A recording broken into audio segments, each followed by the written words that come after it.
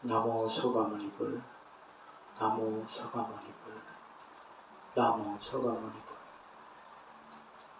오늘은 누가 운 좀 띄워주시오. 운 띄워줘. 물어볼 거 없어. 맨날 내가 얘기하는 것도 참 무료한 거거든. 아무 의미 없이 내가 그냥 얘기하는 거. 우리 시 찢을 때도 운을 띄워서 짓잖아.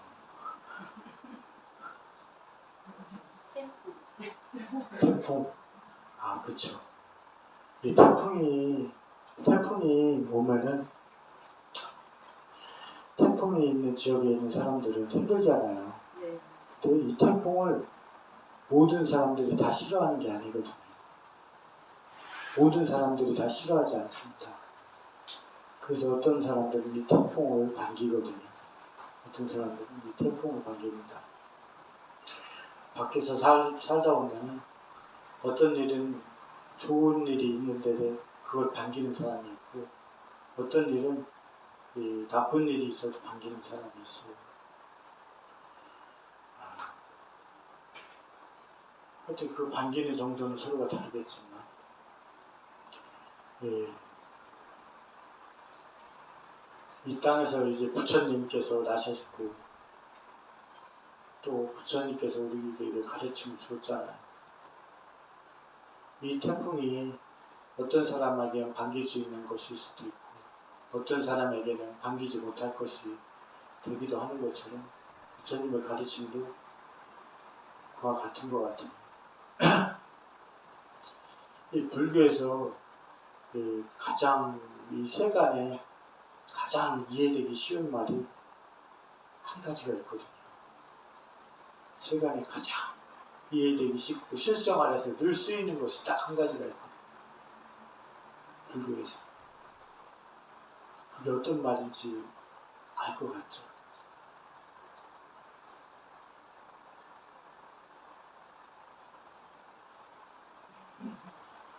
오늘 우리가 에어컨을 안 틀어도 되잖아요. 네. 바람이 불고 그래서. 근데 불교에서 가장 쓰여지기 좋은 말이 세간 이 조건 지어짐이거든요. 조건 지어짐.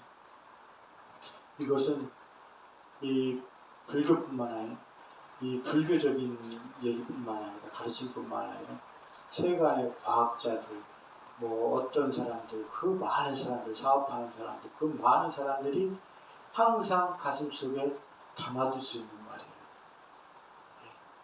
과학이나 연구하는 사람들이 제 아무리 연구해도 조건 지어짐을 벗어날 수가 없어요.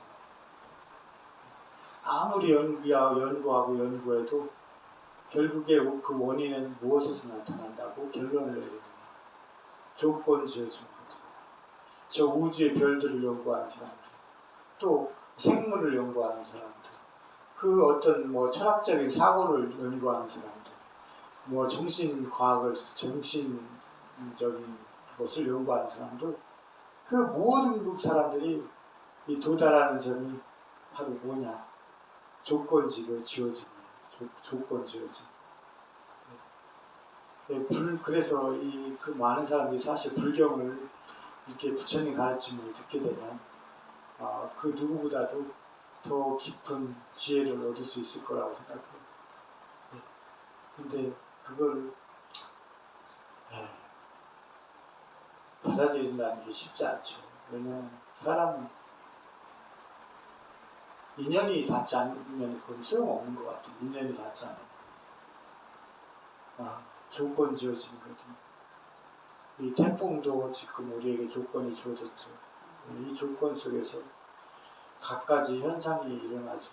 어떤 데는 파도가 튀었고, 또 태풍 때문에 딴 데는 어디는 막 푹푹 찌는 막 더위에, 우리가 그랬듯이 얼마 전에 그랬듯이 푹푹 찌는 더위에 눌려 살고 이렇게 되죠. 그래서 우리가 근본적으로 잘 아는 것은, 알아야 될 것은 조건 지어짐이거든요. 그 조건 지어짐에 대비해서 우리는 불교적 가르침이 있는 거거든요. 왜? 나에게 어떤 조건이 다가올지라도 그것을 긍정적인 조건으로 만들기 위해서. 그것은 어떻게 해야 되느냐. 평상시에 불교적인 실천이라든가 마음가짐 이런 것들을 늘 가져야 되는 거죠. 그러면은 나에게 어떤 조건이 주어진다 하더라도 무엇이든 다 긍정적인 요인으로 승화시킬 수가 있다. 그걸 알아야 되는 것 같아요. 태풍이 무탈하게 그냥 비만 좀 뿌리고 이렇게 지나갔으면 참 좋겠는데 세상은 우리의 삶처럼 이렇게 바람처럼 되지는 않죠. 그렇게 되지 않는다 하더라도 우리는 그 조건을 위해서 밭을 일구어야 된다. 그걸 알아야 돼요. 우리는 그 조건을 위해서 밭을 일구어야 된다. 그걸 알아야 됩니다. 제가 이제 불교대학이나 이제 어제 아산에 인재개발원에 가서도 그렇고 딴 데서도 늘 하는 얘기지만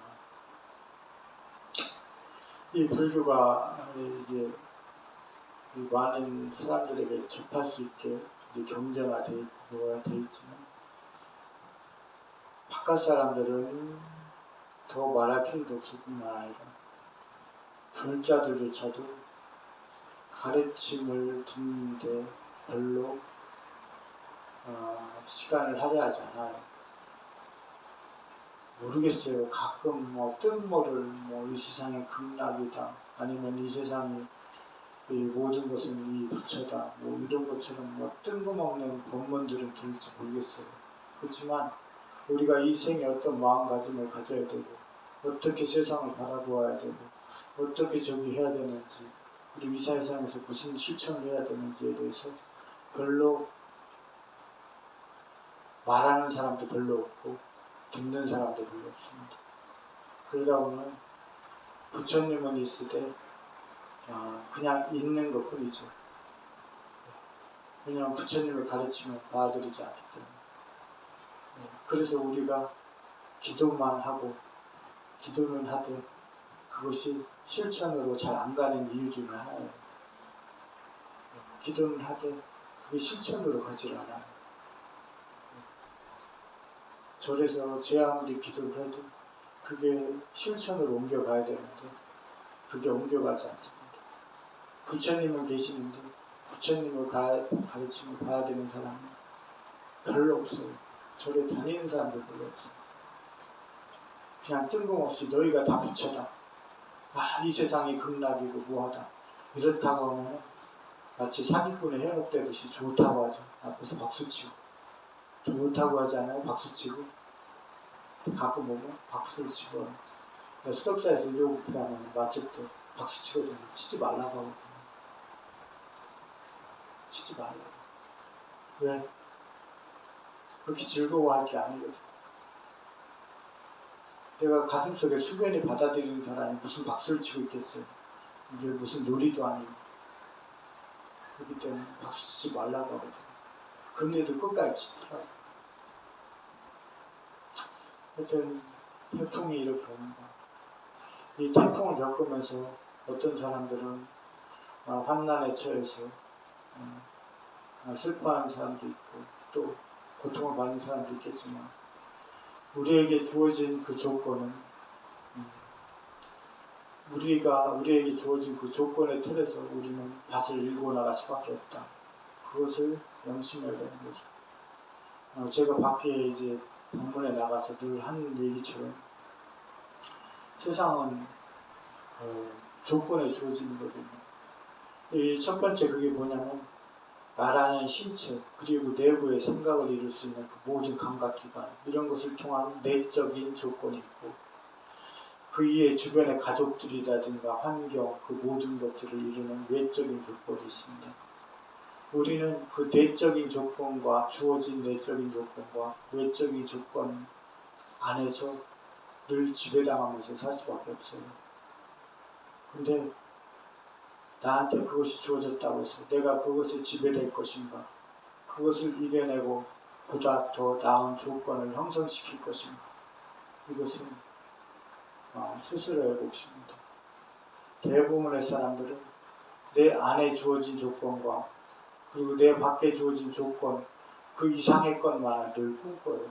꿈꾸면서 살아가요. 그 안과 밖을 그 밖이 서로 어우러져 있는 그 조건이 아닌 다른 것들을 늘 기대하면서 삽니다. 세상 사람들. 참 멍청한 거거든요. 바보 같은 거. 오늘 가는 길에 태풍이 이렇게 올라오고 있는데 이 태풍이 나에게 어떤 시련이 되더라도 난 이 시련을 극복하고 이 상태에서 좋은 조건을 만들 수 있어야 됩니다. 또 그리고 또 꼭 되는 건 아니겠지만 이 태풍이 무탈하게 잘 지나가서 그래도 고통과 시름이 좀 덜 하기를 바랍니다. 나무 소가버리고 나무 소가버리고 나무 소가버리고